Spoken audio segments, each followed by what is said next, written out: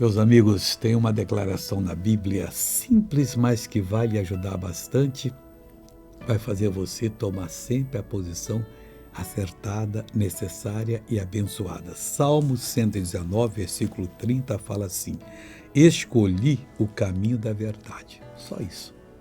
Escolha o caminho da verdade. O caminho que Deus usa, porque Ele é a verdade. O caminho da verdade é o caminho de Deus.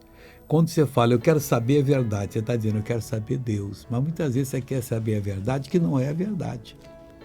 A verdade que o favoreça não é a verdade. A verdade não favorece ninguém. Ela favorece a todo mundo. Na verdade, quando a pessoa entende a ela, diz assim, eu errei.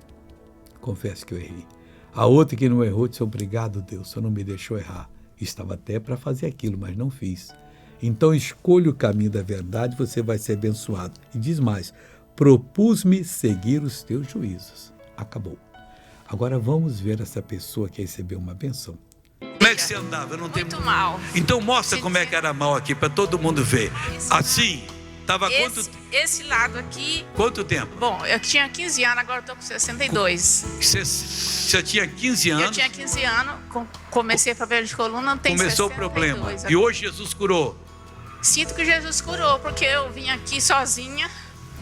Vai andando aqui agora em nome de Jesus. Então vai andando bem agora, vai andando bem.